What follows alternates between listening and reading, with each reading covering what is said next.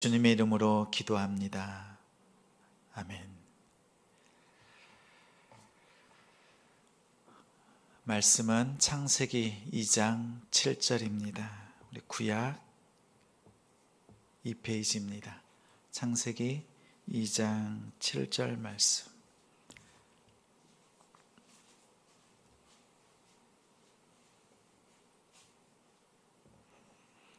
함께 읽습니다. 우리 7절. 여호와 하나님이 땅의 흙으로 사람을 지으시고 생기를 그 코에 불어넣으시니 사람이 생명이 되니라.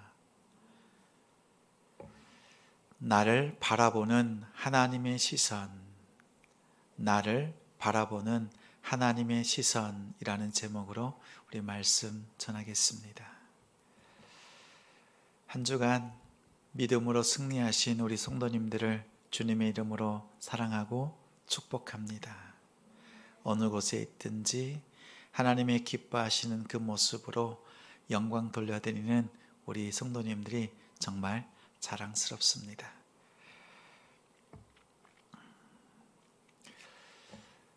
가족을 만날 때 또 가족의 소중함을 깨닫습니다. 또 이렇게 믿음의 가정들, 또 믿음의 지체들을 다시 만날 때 한 주간 너무 보고 싶었던 그 마음들이 있습니다.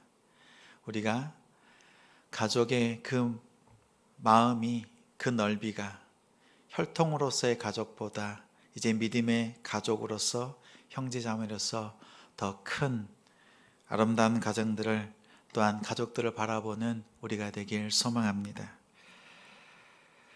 하나님께서 이렇게 하나된 가족으로 살게 하신 그 은혜가 우리 가운데 있습니다. 특히 이렇게 하나의 가족으로서 믿음 생활하는 가운데 깨닫게 하시는 것은 과연 나는 누구인가, 또 나는 어떠한 존재인가를 깨닫게 합니다. 이 질문은 청소년기 때 우리가 스스로에게 묻고 또 답을 찾기를 그렇게 애썼던 질문이지요. 신앙생활에도 청소년기와 같은 질풍노도의 시기가 있습니다. 막 시작할 때 은혜 받고 또 응답 가운데서 또 기쁨으로 시작하지만 어느 순간 성장했을 때 과연 내 믿음 생활은 어떠한가, 바르게 신앙생활을 하고 있는가 수없이 질문하고 자기 자신을 돌아보게 됩니다. 이때 나 자신을 찾고 발견하는 방법이 있습니다. 나 자신을 내가 바라봅니다. 나를 가장 잘 아는 사람 하면 나라고 자부하지요. 그래서 나 자신을 내가 바라보는 시선, 그리고 다른 사람이 나에 대해서 말합니다. 너는 어떠어떠하다. 그래서 다른 사람이 나를 바라보는 시선이 있습니다. 근데 이 시선을 이렇게 비유할 수 있습니다. 녹음된 자기의 목소리를 들어보셨지요? 그러면 어떻습니까? 녹음된 목소리를 들으면 분명 내 목소리라고 하는데 너무 생소합니다. 내가 알고 있는 내 목소리가 아닙니다. 그래서 내 목소리가 아니라고 부인하기까지도 합니다. 정말 다른 사람의 목소리처럼 들립니다. 왜 그렇습니까? 내 목소리는 내가 압니다. 내 목소리를 내가 아는 방법은 목소리에서 울려서 뼈의 진동을 통해서 내 목소리를 인식합니다. 그런데 녹음된 목소리는 귀로 내 목소리를 듣습니다. 내 목소리를 들을 때 내 몸 안에서 진동된 목소리로 내 목소리를 알았는데 귀로 들으니 이 둘의 차이가 다르게 들립니다. 이것처럼 나 자신을 내가 안다고 생각하지만 다른 사람이 나에 대해서 말할 때 그 차이가 분명히 있습니다. 근데 이 두 가지가 둘 다 사람의 시선입니다. 사람의 시선은 매우 주관적입니다. 상황에 따라서 쉽게 바뀝니다. 그래서 나 자신을 잘 안다고 생각하지만 또 누군가 나에 대해서 말하지만 그것은 불완전합니다. 진짜 내 모습이라고 생각하면 실수할 수 있습니다. 진짜 내 모습을 깨닫게 하는 시선이 있습니다. 나를 바라보는 참된 시선은 하나님께서 바라보시는 시선입니다. 하나님이 여러분을 어떻게 바라보시는지 그 시선을 인식하는 것이 중요합니다. 기독교의 신앙생활의 시작은 이 하나님의 시선을 인식하는 데서부터 시작됩니다. 우리 오늘 7절 말씀에 여호와 하나님이 땅의 흙으로 사람을 지으셨다 말합니다. 흙으로 사람을 만드셨다는 것은 사람의 근원이 흙입니다. 재질이 흙입니다. 사람의 뿌리가 흙입니다. 결국 흙으로 만들었으니 흙으로 돌아가는 것이 사람입니다. 그러면 흙으로 사람을 만드셨다는 의미가 사람이 흙에서 흙으로 돌아가는 하찮은 존재, 이런 뜻일까요? 공술의 공수거, 빈손으로 왔다가 빈손으로 돌아가는 인생, 허무한 인생을 의미하는 말씀일까요? 사람의 근원이 흙이며 흙으로 돌아가는 것이 이치입니다. 그러나 이렇게 된 이유가 있지요. 선악을 알게 하는 열매를 먹었던 그 불순종, 그 불순종으로 인해서, 죄로 인해서 에덴 동산에서 쫓겨났습니다. 하나님과 영원히 함께 할 수 있는 존재가 사망에 이르게 되었습니다. 결국 사람은 죄에 사로잡혔습니다. 인류는 죄에 넘어지고 또 넘어졌습니다. 이제는 죄에 학습된 사람으로서 자기 자신을 하찮은 존재로 바라봅니다. 그 시선이 사람의 시선. 나 자신이 나를 바라보고 다른 사람이 나를 바라보는 그 시선으로 자신을 보니 하찮은 존재처럼 여겨집니다. 서커스를 하는 코끼리가 있습니다. 큰 코끼리가 가느다란 쇠사슬에 매여서 서커스를 합니다. 조금만 움직여도 그 가느다란 쇠사슬이 끊어집니다. 그런데 그 덩치 큰 코끼리는 그 줄에 매여서 꼼짝하지 않습니다. 태어나자마자 줄에 매여서 훈련합니다. 덩치가 조금 작을 때 그 쇠사슬에서 벗어나려고 여러 번 몸부림쳤지만 벗어날 수가 없습니다. 이제는 몸이 커졌지만 쉽게 그 쇠사슬을 끊을 수 있지만 더 이상 시도하지 않습니다. 이것을 학습된 무기력이라고 합니다. 학습된 무기력. 나는 안 된다. 해봤는데 안 됩니다. 그래도 또 해봐 라고 하면 이제는 희망 고문이라고 합니다. 더 이상 자신의 존재를 하찮은 모습으로 생각하고 그 죄에 눌려서 살아가는 것이 우리의 인생입니다. 그런데 우리에게 해보라고 말합니다. 오늘 성경은 우리에게 희망의 메시지를 줍니다. 희망의 메시지는 이런 뜻이 있습니다. 여기 컵이 있지요.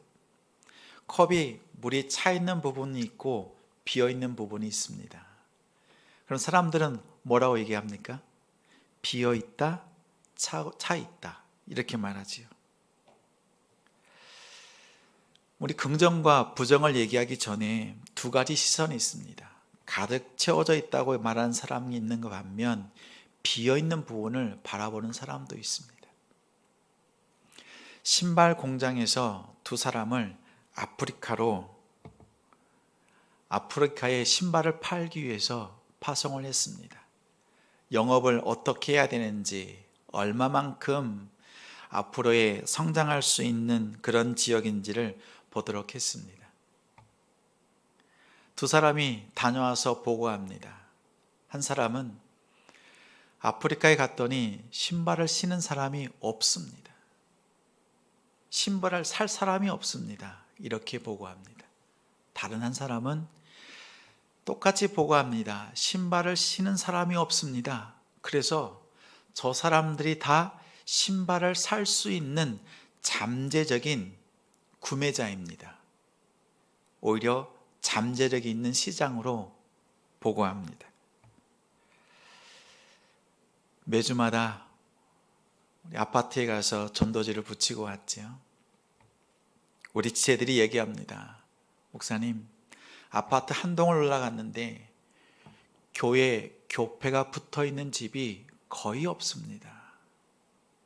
그 얘기를 들을 때마다 제 마음이 기분이 좋습니다. 왜요? 붙여야 될 곳이 많으니까요. 하나님께서 우리 지성교회를 이곳에 세우신 이유가 확인되었잖아요. 믿는 가정이 없다가 아니라 믿게 해야 될 가정이 많다. 우리의 사명이 여기에 있구나. 전도하면서 전도지를 붙이면서 확인했습니다. 이처럼 희망이라고 하는 것, 소망이라고 하는 것은 우리가 무엇인가를 얻는 그 결과를 이루는 것이 아니라 지금 있는 모습을 보고 그 안에서 무엇인가 움직일 수 있는 그 결심을 하게 되는 근거, 트리거, 출발점이 됩니다. 지금 이 상황에서 무엇인가 해야 되겠다. 뭔가 해야겠다. 이대로는 안 되겠다라는 마음을 들게 합니다. 오늘 7절 말씀이 그러합니다. 땅의 흙으로 사람을 지으셨다 합니다. 내 존재가 하찮은 존재구나. 이것을 오늘 말씀이 우리에게 들려주는 것이 아니라 여호와 하나님이 사람을 지으셨다. 이것을 바라보는 우리 되기를 원합니다. 우리가 하찮은 존재가 아니라 우리가 흙이 아니라 하나님께서 만드신 존재. 이것을 성경은 우리에게 말씀합니다. 여기서 지으셨다, 빚으셨다는 것은 우리 히브리어로 야차르입니다. 야차르. 토기장이가 진흙을 이겨서 작품을 만드는 과정, 그것을 야차르라고 말합니다. 우리의 희망, 사람의 희망은 사람을 만드신 하나님, 그 안에 있습니다. 나의 정체성, 하나님께서 나를 만드신 존재라는 것, 그것을 발견할 때 우리는 바르게 신앙생활을 시작할 수 있습니다. 세상에서는 우리를 하찮은 존재로 보지만 말씀은 우리를 하나님께서 만드신 존재라고 말합니다. 사람에게는 다른 피조물과 다른 특별한 것이 있습니다. 하나님께서 진흙을 이겨서 사람을 빚으실 때 다른 작품으로 만드셨습니다. 가장 사랑하는 피조물이면서 하나님께서 하나님의 사랑을 받는 존재라는 뜻입니다. 하나님께서 사람을 빚어 만드실 때, 빚으시고 난 뒤에 하나님의 생기, 호흡을 불어넣으셨습니다. 진흙으로 막 빚으셨을 때에는 찰흙이죠. 토기 인형입니다. 그 토기 인형에 하나님께서 생기를 불어넣으십니다. 그리고 살아있는 존재로 만드십니다. 하나님께서 사람을 살아있는 존재로 만드신 이유는 그와 교제하기 위해서, 소통하고 나누기 위해서 하나님처럼 영적인 존재로 우리를 만드셨습니다. 나무 인형 피노키오, 그 스토리의 마지막은 사람이 되었다는 거죠. 토기 인형이었던 아담에게 하나님께서 생기를 불어넣으셔서 생명, 곧 움직이는 존재로 만드셨습니다. 근데 우리는 그 모습을 깨닫지 못합니다. 오늘 교회로 오시는 길에 엘리베이터를 타고 올라오셨죠? 오늘 처음으로 엘리베이터의 진짜 모습을 보았습니다. 그동안에는 공사하는 것 때문에 부딪히거나 또 긁히는 것을 방지하기 위해서 가림막으로 막아두었는데, 오늘 보니 다 철거하고 나니 아주 멋진 엘리베이터였습니다. 우리의 사람이 그렇습니다. 사람은 아담의 원죄에서 태어나고 스스로 지은 자범죄 안에서 자랍니다. 죄 가운데서 나고 자랐기에 정작 자신을 모릅니다. 하찮은 존재, 죄 가운데 살아있는 존재라고 생각합니다. 그러나 하나님께서 우리를 처음 빚으실 때는 이러한 모습이 아니죠. 문제는 무엇입니까? 죄가 문제입니다. 죄에 둘러싸여 있는 우리, 서로를 바라볼 때도 죄인된 모습으로 바라봅니다. 또 우리는 스스로 하나님을 볼 수 없는 존재입니다. 이렇게 나 자신이 있다면 죄가, 검은 죄가 우리를 꽉 누르고 있습니다. 그래서 이웃과 소통할 수도 없고 하나님을 바라볼 수도 없는 그러한 연약한 존재입니다. 이러한 우리의 모습에 하나님께서 가장 좋은 것을 주길 원하십니다. 이웃을 바라볼 수도 없고 하나님을 바라볼 수도 없는 우리의 그 상태에서 하나님께서는 우리에게 좋은 것을 주기 원하시는데, 누가복음 11장에 이렇게 말씀합니다. 아버지에게 좋은 것을 달라고 하는 그 아들에게 생선 대신에 뱀을 줄 자가 없고 알 대신에 전갈을 줄 아버지가 없다 말하면서 예수님께서 말합니다. 자식에게 좋은 것을 줄 알거든 하물며 너희 하늘 아버지께서 구하는 자에게 좋은 것을 주지 않겠느냐. 근데 그 좋은 것이란 성령입니다. 성령을 주지 않으시겠느냐 말합니다. 우리는 생각하죠. 내 생활에 있어서 가장 필요한 것, 내 삶에 조금 윤택하게 할 수 있는 것들이 무엇이 있을까 구합니다. 돈을 주시면 좀 생기가 돌 것 같습니다. 지금 있지만 조금 더 풍성하게 주시면 더 여유로울 것 같습니다. 건강을 주시거나 또 돕는 사람을 붙여주시거나 또 직장을 주시거나 지혜를 주시면 조금 더 여유롭고 생기 있는 삶이 될 것 같습니다. 그러나 하나님께서는 우리에게 필요한 것이 무엇인지를 나보다 더 잘 알고 계십니다. 내가 구하는 것보다 더 필요한 것을 잘 아시는 하나님께서 우리에게 주시기를 원하시는 것은 성령입니다. 우리가 신앙생활 할 때 나 자신을 발견케 하시는 분도 성령입니다. 성령 없이는 신앙생활이 불가능합니다. 성령 없이는 우리의 신앙생활은 아직 시작됐다고 말할 수 없습니다. 내 안에 하나님의 호흡으로서 불어넣어 주신 성령께서 내 안에 역사하실 때, 또 우리 가정과 일터와 사업장에서 역사하실 때 우리는 비로소 바른 신앙을 시작할 수 있습니다. 우리의 생각과 마음을 성령께서 주장하시고 또 우리의 모습이 하찮은 존재가 아니라 하나님께서 처음 지으실 때 가장 존귀한 존재, 가장 고귀한 존재로 지음받았다는 것을 깨닫게 하시는 것이 성령이십니다. 그래서 우리는 이 성령을 만났을 때 내 본래의 모습이 무엇인지를 깨닫습니다. 사람은 하나님의 형상으로 지음받았습니다. 옆에 있는 우리 지체가 하나님의 형상을 가지고 있습니다. 피조물로서 하나님의 형상을 가진 존재는 오직 사람밖에 없습니다. 하나님께서 사람을 지으실 때 이렇게 지으신 이유가 있습니다.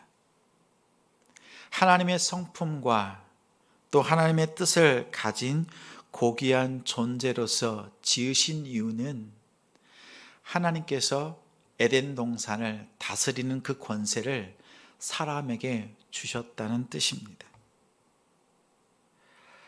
그래서 하나님의 형상을 가진 아담이 다른 피조물들을 불러 모읍니다. 그들의 이름을 짓고 그들을 다스립니다. 그 이유는 아담에게 하나님의 형상이 있기 때문입니다. 하나님께서 아담에게 왕관을 씌워주신 것과 같습니다. 하나님께서 직접 피조물을 다스리는 그 권세, 그 일을 사람에게 맡겨주신 것입니다.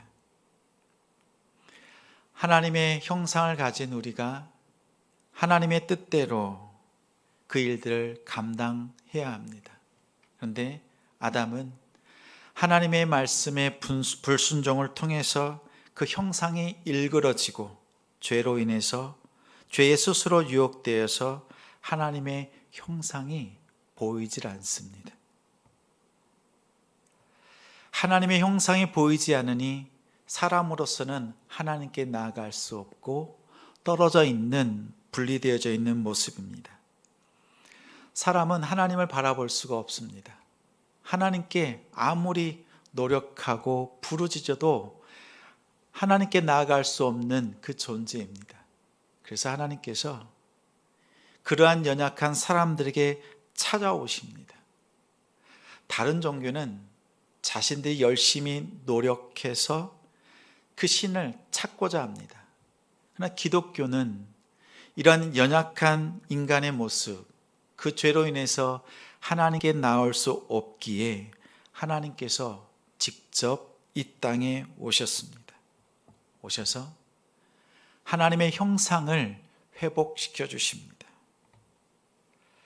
특히 예수님께서 오셔서 사역하실 때마다 많은 사람들을 만나고 또한 그들의 믿음을 통해서 밝혀주시는 것이 있습니다. 누가복음 19장에 예수 그리스도를 만난 삭개오가 있습니다. 삭개오는 돈에 매여서 사는 세리장이었습니다. 당시에 동족들의 그 세금을 거두어서 로마에 바치는 직업 중에서도 가장 천한 직업입니다. 그를 예수님께서 만나 주십니다. 그 집에 구원이 있다고 선포하십니다. 그러자 19장 8절에 삭개오는 예수님께 이렇게 고백합니다. 내 소유의 절반을 가난한 자들에게 주겠습니다. 또 누구의 것을 속여 빼앗았다면 네 배로 갚겠습니다 라고 고백합니다. 예수를 만나기 전에는 재물에 매여 살았던 삭개오, 예수 그리스도를 만나고 난 뒤에는 그의 삶이 바뀝니다. 율법을 안다고 하는 바리새인과 서기관들의 모습과 삭개오의 모습은 사뭇 다릅니다. 주님을 만난 삭개오는 자신의 하나님께서 빚으신 본래의 모습, 새롭게 하셔서 새로운 삶을 살도록 우리 예수님께서 그 형상을, 그 심령을 새롭게 하십니다. 이처럼 내 안에 있는 그 형상, 하나님의 형상을 깨달을 때, 하나님께서 원하시는 그 뜻들을 깨달을 때 내 모습, 그리고 나의 삶의 그 중심이 무엇인지 알고 하나님의 기뻐하신 삶을 살아갈 수 있습니다. 우리가 오늘 본문을 통해서 깨닫는 것은 흙으로 지음받았지만 우리의 희망은 하나님께서 나를 만드셨다는 데 있습니다. 우리는 연약하고 하찮은 존재이지만 하나님께서 만드실 때 생기를 불어넣으셔서 우리로 교제케 하시고 또 하나님의 형상을 가진 존재로 지었습니다. 그러나 하나님과의 교제가 쉽지 않고 하나님을 바라보는 것이 또 하나님께 나아갈 수 없는 우리의 모습은 죄의 문제 때문입니다.